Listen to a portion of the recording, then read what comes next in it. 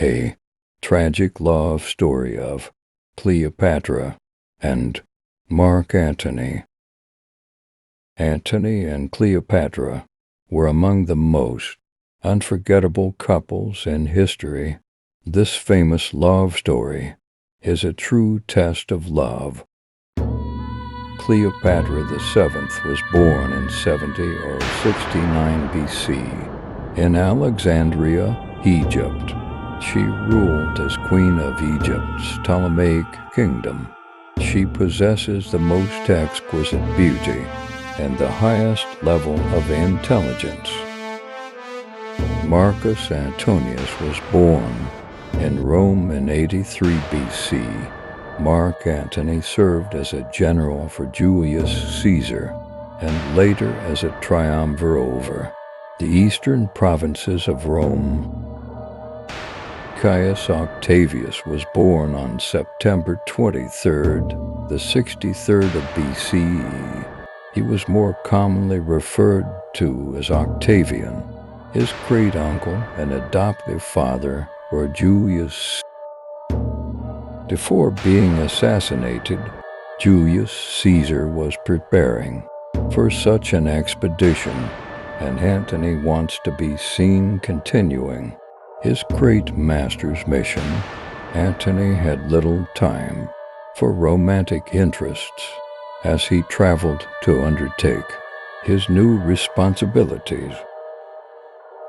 In the year 41 BC, Antony was living in the beautiful city of Tarsus. He first met Cleopatra when he was assigned to visit her. Caesar and Cleopatra had a son named Caesarion when she was still his mentor's mistress.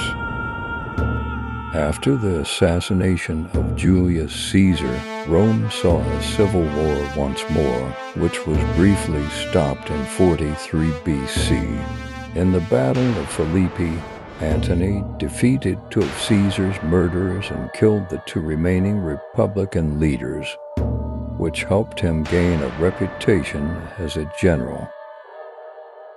She attempted to seduce Antony while dressed as Venus, the Roman god of love, and arrived in Tarsus on a gorgeous river barge. In 41 BC, Cleopatra and Mark Antony began their love affair. She was 29 years old, while Caesarion was around 6 years old. She carefully selected Antony as her spouse in order to have more children, because he was considered to be the most influential Roman leader. Their relationship involved politics. Cleopatra needed Antony to protect Caesarion's legal rights as Caesar's legitimate heir. She also needed him to extend her authority, while Antony needed her funds to support his military operations in the east. Before leaving Tarsus, Cleopatra sent an invitation to Antony to travel to Egypt. As a result, by November 41st BC, he had traveled to Alexandria. Antony continued to live the lavish, royal lifestyle he had seen while on board Cleopatra's ship at Tarsus while he was in Egypt. While in Egypt, he was in charge of the eastern Mediterranean. By the spring of 40 BC, Antony had departed Egypt due to the conflict in Syria, the Prussini War, which Fulvia, Mark Antony's ambitious wife, started against Octavian in an effort to make her husband the sole ruler of Rome. Fulvia later perished while attempting to reach Antony in Greece. In September 40th BC at Brundisium in Italy, her unexpected death led Octavian and Antony to reconcile. The deal made strengthened Antony's rule over the areas of the Roman Republic east of the Ionian Sea, but it also required him to lose Italia, Hispania, and Gaul, and marry Octavian's sister Octavia. The announcement of Antony's marriage reaches Cleopatra. She reacts with anger and envy before discovering that Octavia isn't actually a problem in terms of romance.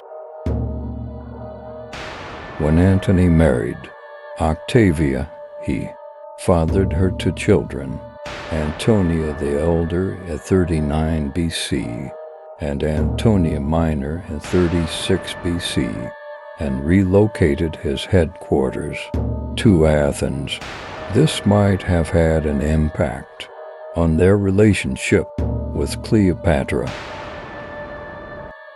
When Antony and Octavia move to Athens, they find out that Caesar has invaded Pompey and canceled his peace treaty.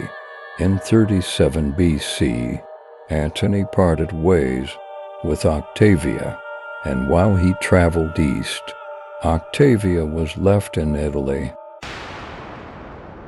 However, Antony knew that Octavian had no plans to send him the additional troops he had promised to send as part of the Tarentum Treaty. Instead of looking to Rome's main vassal in the east, Antony turned to his lover Cleopatra for reinforcements for his own army.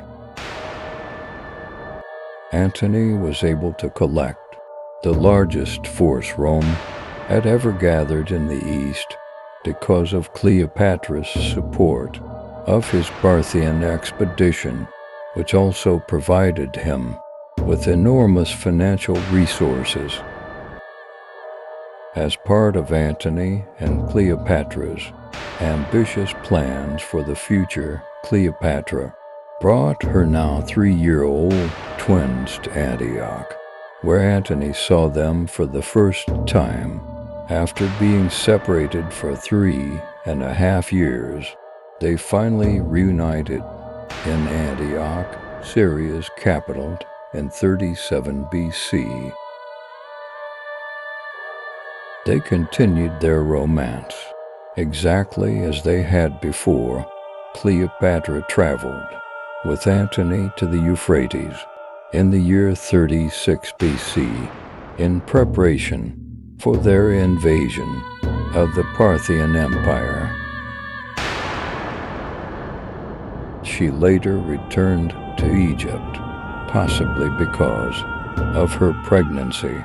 By the summer of 36 BC, she had given birth to Ptolemy Philadelphus, their second son.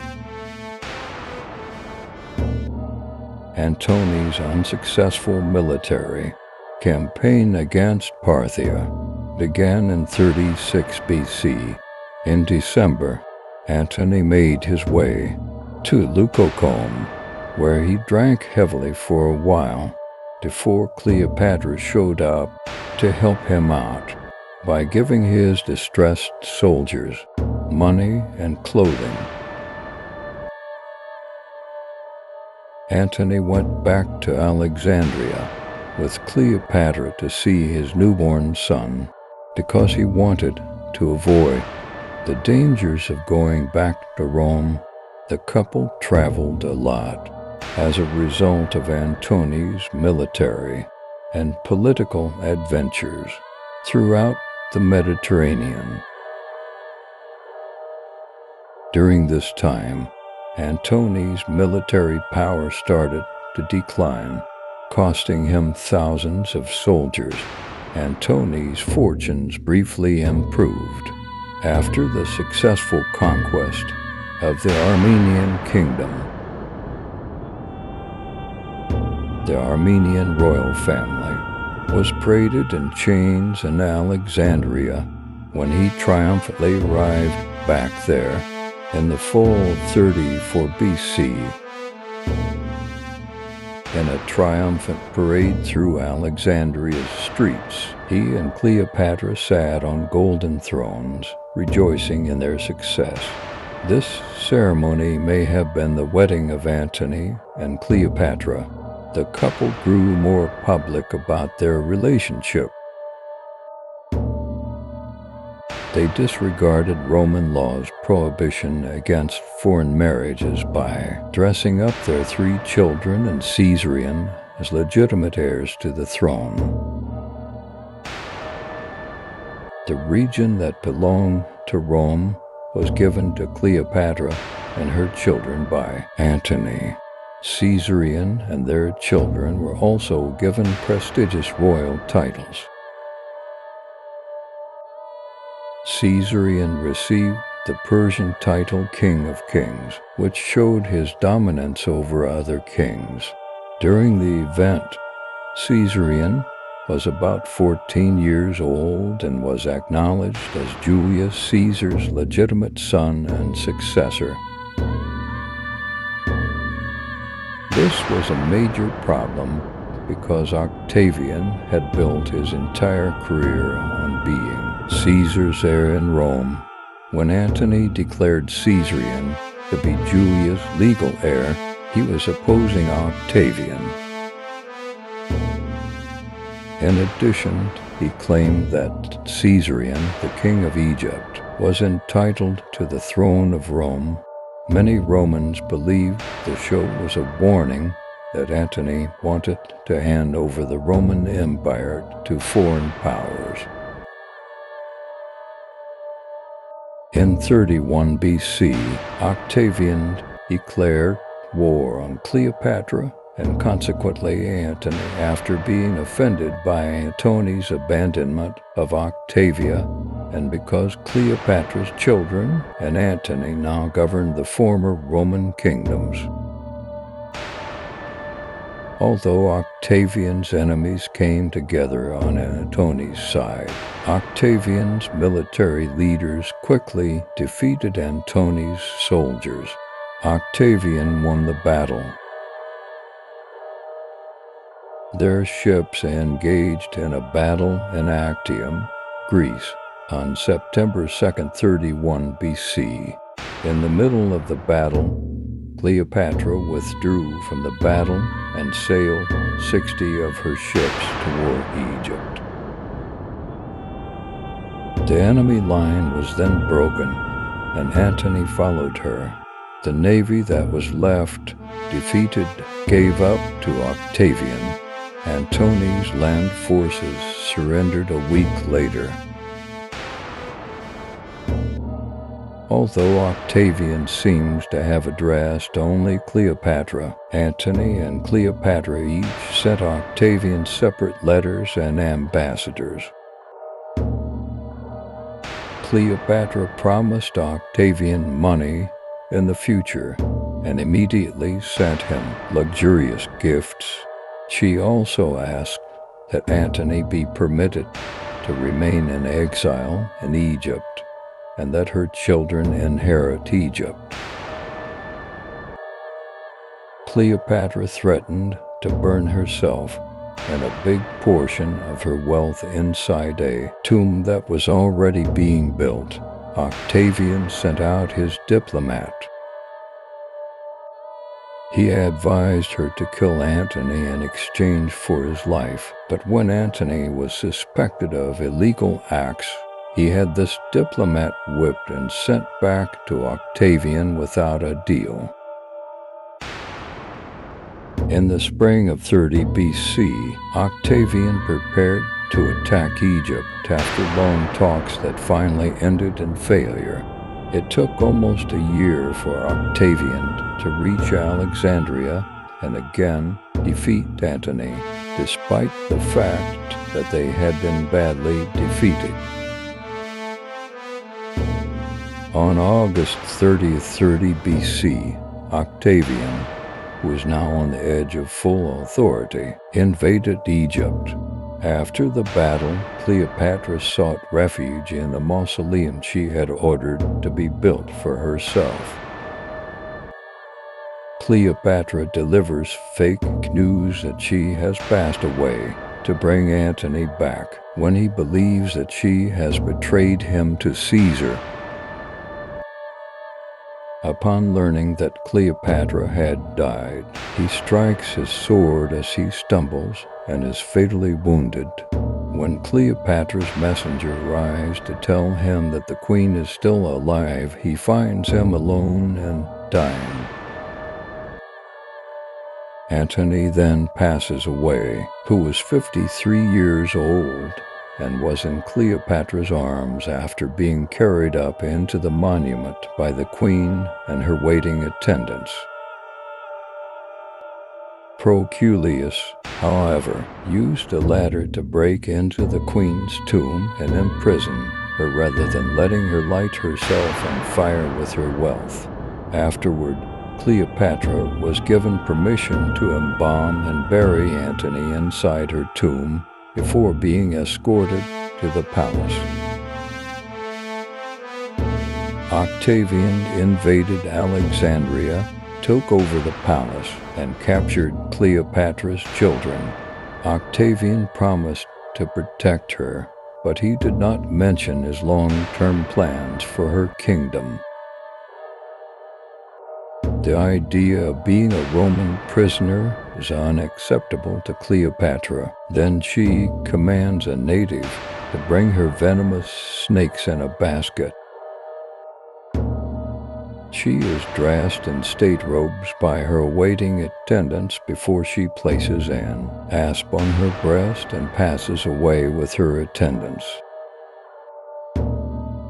Cleopatra was also rumored to have hidden a lethal poison in one of her hair combs. The Egyptian queen died at the age of 39 on the 10th of August 30 BC. The 3 children of Cleopatra and Antony's lives were spared, but Caesarion was assassinated on Octavian's orders. Octavian's sister Octavia, who was responsible for looking after them, transferred Cleopatra and Antony's children to Rome. After discovering the remains, Caesar decides that Antony and Cleopatra should be buried together.